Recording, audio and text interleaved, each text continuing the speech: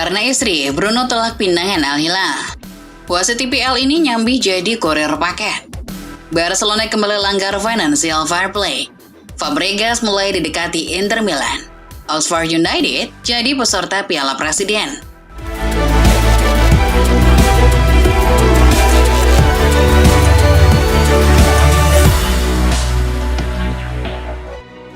Bruno Fernandes telah menentukan pilihannya dengan menolak tawaran menyelokan dari Al Hilal senilai 100 juta pounds dan tetap bertahan di Manchester. Melansir dari Sky Sport, gelandang timnas Portugal itu telah menolak kepindahan ke Saudi yang sanggup memberikannya gaji 3 kali lipat dari United. Usut punya usut, ada peran besar dari sang istri yang membuat mantan pemain Sampdoria itu memutuskan bertahan di Old Trafford. Selain faktor keluarga, Bruno juga luluh dengan pendekatan dari Ruben Amorim yang memintanya tak jadi pergi. Masih soal Manchester United, setelah Bryan Mbeumo sudah memberi sinyal positif untuk berlabuh, kini Setan Merah berhadapan dengan Brentford yang meminta sejumlah nominal untuk sang pemain. Mengutip Mirror, Brentford memasang harga 60 juta pounds kepada United jika benar-benar serius memboyong pemain Kamerun 25 tahun itu. Meskipun Brentford memiliki opsi untuk memperpanjang kontrak Mbeumo hingga 2026, mereka menerima bahwa ia dapat pergi dan United yakin bahwa kesepakatan akan tercapai. Dari London, Tottenham Hotspur tampaknya mulai terbuka untuk melego kapten mereka, Son Heung-min, demi mendapatkan dana segar dalam perombakan skuad. Menurut The Sun, Spurs ingin menjualnya sebelum kontraknya berakhir tahun depan. Keputusan itu diambil melihat situasi The Lily-Whites yang akan membangun tim di bawah era pelatih baru dan hasil besar dari penjualan pemain Korea Selatan dapat digunakan membeli pemain baru. Sebelumnya, Son sudah ramai diberitakan tengah didekati sejumlah tim di Saudi yang siap membayarnya mahal. Usai tak dipermanenkan Chelsea dan tak masuk prioritas United, Jadon Sancho diberitakan tengah diminati oleh 3 tim sekaligus dari Liga Pro Saudi. Melaporkan dari Mirror, Al Hilal, Al Nassr, dan Al Ittihad menjadi tim yang mulai berbaris melobi United untuk Sancho. Sancho sendiri memiliki hubungan dengan tokoh-tokoh penting di Liga Pro Saudi yang dapat membantu menengahi kesepakatan ini. Itu akan menjadi kabar baik bagi United karena transfer dengan biaya besar bisa terjadi. Setelah 25 tahun lamanya menggunakan bola dari Nike, mulai musim depan Premier League akan beralih menggunakan bola produksi Puma. Mengabarkan dari Daily Mail, aparel asal Jerman telah meluncurkan bola untuk Premier League dengan nama Orbita Ultimate PL. Bola ini memiliki desain gambar bintang dengan warna dasar putih yang berpadu dengan ungu. Bola ini akan mulai digunakan di ajang Premier League Summer Series Juli mendatang di Amerika. Beralih ke Spanyol, UEFA mengancam sanksi terhadap Barcelona karena pelanggaran yang berulang terhadap aturan financial fair play. Dilansir Marca, setelah sebelumnya didenda 500.000 euro, klub ini menghadapi kemungkinan pengurangan poin atau membatalkan pendaftaran pemain di Liga Champions musim depan. Pelanggaran ini terkait dengan pelaporan pendapatan dari penjualan hak siar televisi yang tidak sesuai ketentuan UEFA. Sanksi resmi diperkirakan akan diumumkan dalam beberapa minggu mendatang. Real Madrid menemui halangan dalam upayanya mengejar Alvaro Carreras dari Benfica. Menurut Goal, Madrid perlahan mundur dari negosiasi Carreras karena Benfica ngotot mematok harga 50 juta euro. Madrid sempat berupaya menegosiasikan biaya transfer di kisaran 35 hingga 40 juta euro, namun ditolak. Sebagai alternatif, Xabi Alonso mengincar kemungkinan reuni dengan bek Bayer Leverkusen, Alejandro Grimaldo, yang dinilai harganya lebih terjangkau dan berpengalaman.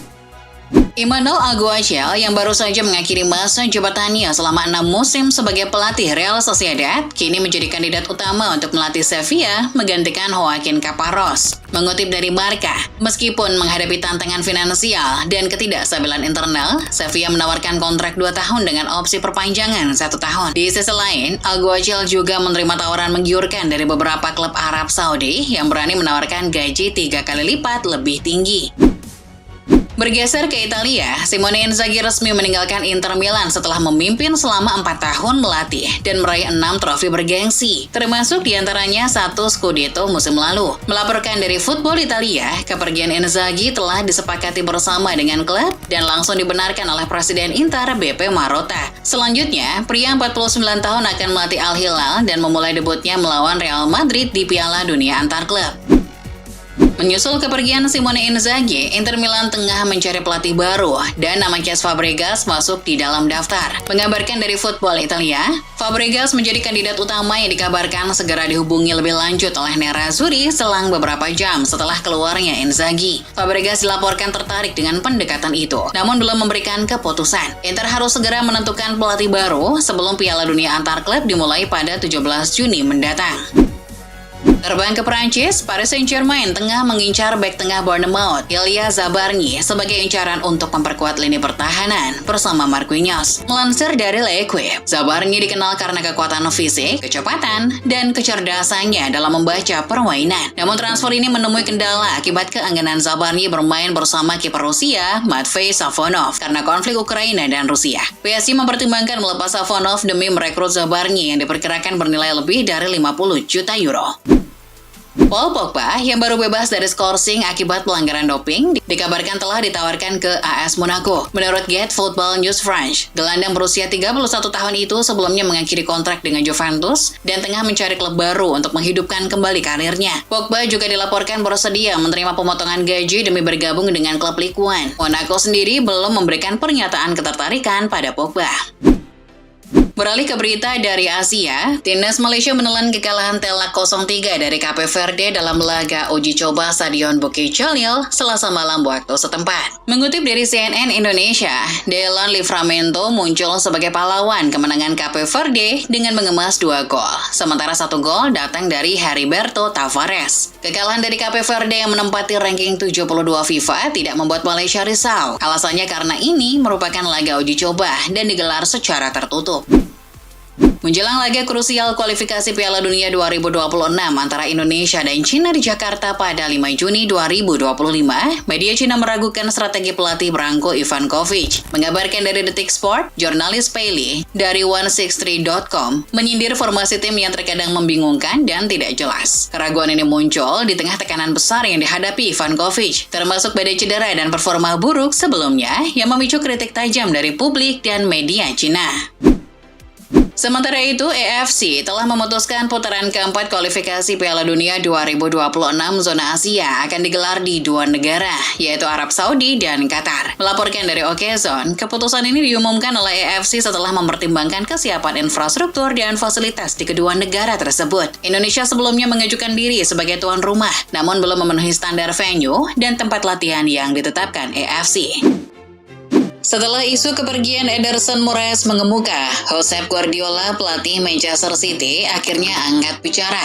Pep bilang ia belum ingin mendepak kiper asal Brasil itu. Dilansir Goal, Pep masih membutuhkan Ederson untuk Piala Dunia antar klub. Selain Ederson, Pep juga menampik akan mengusir Stefan Ortega.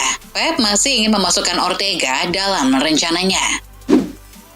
Memperhatikan aksi berbahaya dari Real Madrid yang memasang target pada Miles Lewis Skelly, Arsenal dikabarkan tak perlu banyak pertimbangan untuk melindungi aset masa depan mereka tersebut. Menurut Daily Mail, Arsenal akan menyiapkan perpanjangan kontrak jangka panjang, plus kenaikan gaji yang signifikan untuk pemuda 18 tahun itu. Di tengah kemungkinan akan berbelok ke Santiago Bernabeu, The Gunners yakin kalau sang pemain tetap memegang komitmen mengembangkan permainan dan karirnya di London Utara. Di Jerman, David Sell, penyerang hamburger SV, menjadi incaran 3 tim Premier League. Mengutip dari Daily Express, West Ham, Fulham, dan Leeds United menyatakan minatnya kepada Selke. Pemain berusia 30 tahun itu mencetak 22 gol dalam 31 pertandingan dan membawa hamburger SV kembali ke Bundesliga setelah 7 tahun absen. Kontraknya di Hamburg berakhir pada 30 Juni dan belum menyepakati perpanjangan kontrak. Selke juga dikaitkan dengan kepulangannya ke mantan klubnya, RB Leipzig.